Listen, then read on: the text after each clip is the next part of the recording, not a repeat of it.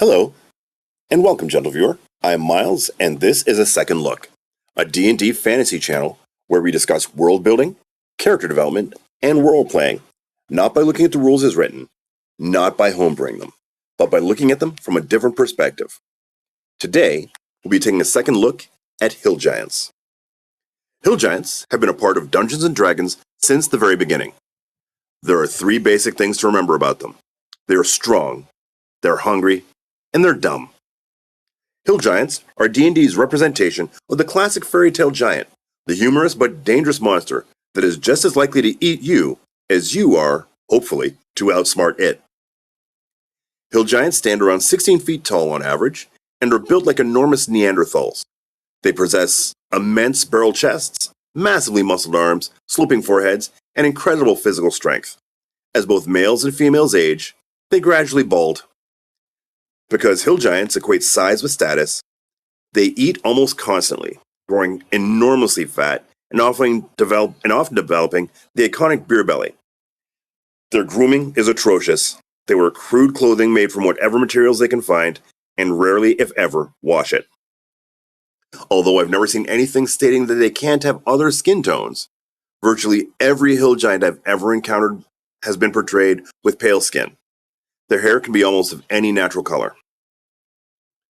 Hill Giants have an intelligence score of about 5. That makes them extraordinarily dim-witted. They struggle with abstract thought and planning and problem solving.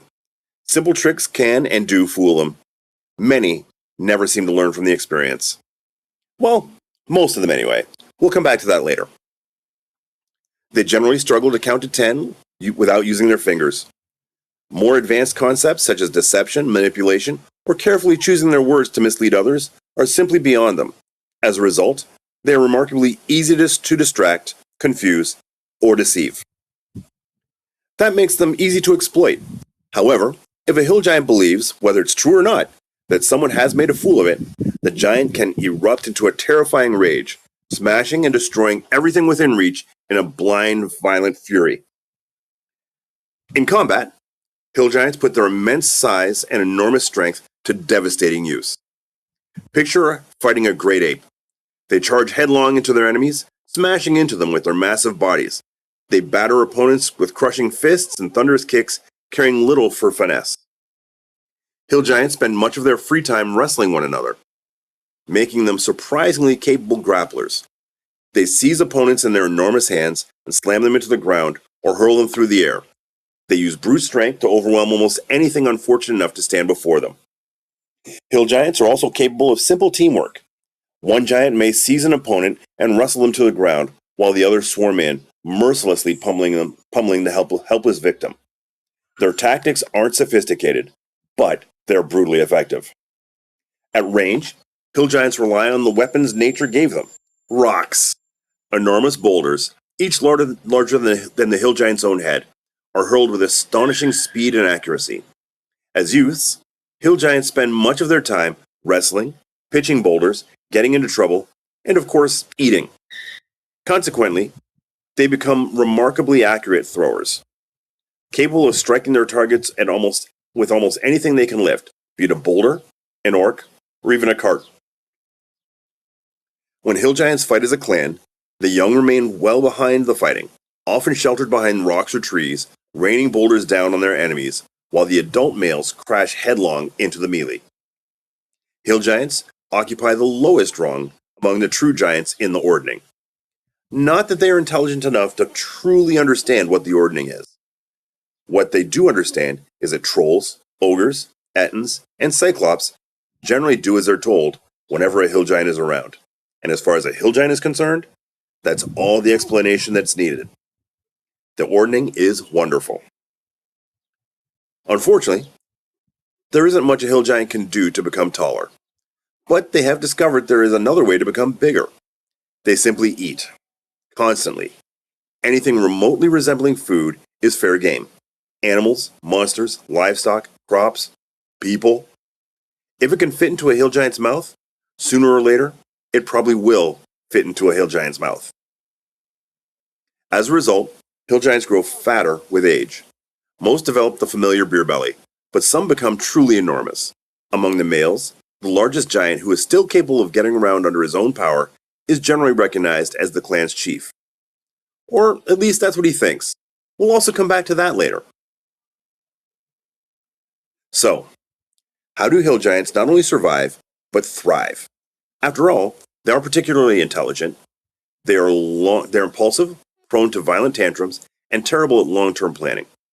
A society built entirely from giants like that simply shouldn't work. The secret is surprisingly simple. While the average hill giant is astonishingly dim, a hill giant society is matriarchal. Every so often, a young female giant is born just a little brighter than the rest. Not a genius by any stretch of the imagination, simply perceptive enough to learn from experience and can solve problems that the others cannot. When one of these girls is recognized, the older women will quietly take notice. She begins accompanying them everywhere, every disagreement, every hunt, every problem facing the clan. She watches how decisions are made, which solutions succeed, which fail. Over many years, the accumulated knowledge of generations is passed from one matriarch to the next. Eventually, she becomes the matriarch's closest assistant. At some point, she also finds herself married to the clan's chief. How that happens probably varies from tribe to tribe, clan to clan. Perhaps she manipulates him into choosing her. Perhaps the women quietly encourage the match. Perhaps they simply spend years making certain that their preferred suitor becomes the largest male in the clan. However, it happens. She earns both the chieftain's trust and his ear. From that point onward, she quietly runs the clan from behind the scenes, while allowing her enormous, loud, and rather dim-witted husband to believe that he's in charge. Most of the adult women understand exactly what's happening, although no one ever speaks about it openly. They oversee the camp, maintain what little agricultural practices the clan has, organize food stores, raise the children, manage the slaves, and handle almost every task requiring patience, planning, or practical knowledge. They are still hill giants and can certainly be fooled by clever tricks, but unlike the males, they eventually learn. By the third or fourth attempt, a trickster may discover that the trap has been turned back on them. The matriarch's most important responsibility is finding her own successor. When she notices the same spark of intelligence in another young girl, she begins the process all over again. Slowly, she hands the child more and more responsibility, teaching her the countless small lessons required to keep a clan of gigantic, impulsive, perpetually hungry children functioning. Because in many ways, that's exactly what the adult males are. Now, let's look at the hill giant society. Hill giants live in a small, family-based clans of roughly 10 to 25 members. Any group much larger than that simply becomes too difficult to manage. More importantly, too difficult to feed. When a clan grows beyond that size, it eventually divides. A family group may leave to establish its own territory. Young males are married into neighboring clans, and some males simply wander off to make their own way in the world. These solitary giants are the rogue male adventurers most often encounter. Hill giants have no family names, so clans are usually named after, well, almost anything. A favorite food, an admired animal, the current chief, a memorable event. Perhaps just a word that sounds impressive, such as clan smash. There doesn't seem to be a logic behind it, and the hill giants certainly aren't interested in explaining it. The clans living within the same region are generally friendly to one another. Although there is always a healthy rivalry between them, the largest chief among them is recognized as the overchief, and is considered the ruler of all the surrounding clans. In practice, however, this title is largely ceremonial. The overchief is every bit as loud, impulsive, dim-witted as any other hill giant male. He lacks both the interest and ability to effectively govern multiple clans. Every few years, the clans gather for a great festival, simply known as the Cookout. It's one of the most important events in hill giant society. Families reunite, friendships are renewed, rivalries are settled through contests of strength and endurance. Giants also establish where everyone stands within the ordning and determine whether a new overchief has earned the title. While the men wrestle and feast and compete, the women are busy with far more important matters. They exchange news, settle disputes between clans, arrange marriages, discuss shared problems, and quietly introduce promising young girls to the wider community of leaders. Together, these senior women are known as a coven. The coven is led by the wisest member. Compared to other hill giants, she is extraordinarily intelligent, perhaps even comparable to a slow human. She is often the clan's shaman and may even possess a small amount of divine or druidic magic. Her word carries tremendous authority. Even the proudest matriarchs rarely question her judgment. The males, despite rarely understanding why, instinctively defer to her. Even the overchief is careful to show her respect, perhaps because she is the only giant in attendance capable of convincing him that lightning really can strike the same fool twice.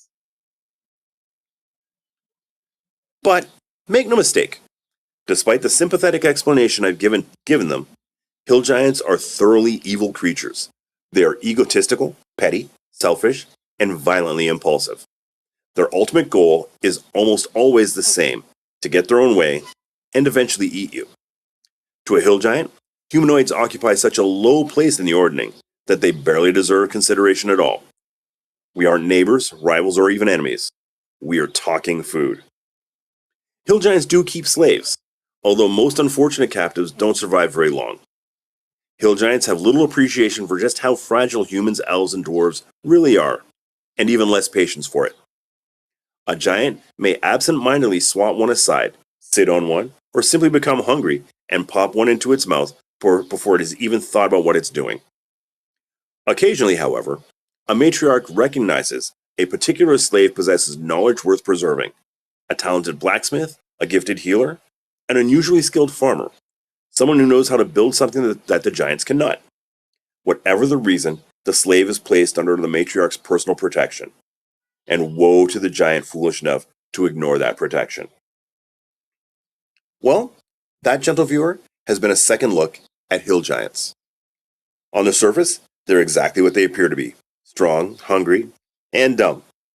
But look a little closer, and you'll find a surprisingly functional society held together by patient, perceptive women, quietly guiding the generations of overgrown, perpetually hungry children. I hope you enjoyed the video, and if so, I'd really appreciate a like. If you'd like to see more content like this, consider subscribing. If I missed something, or if you've had a memorable encounter with hill giants in one of your own campaigns, I'd love to hear about it in the comments below. Until next time, thanks for watching A Second Look.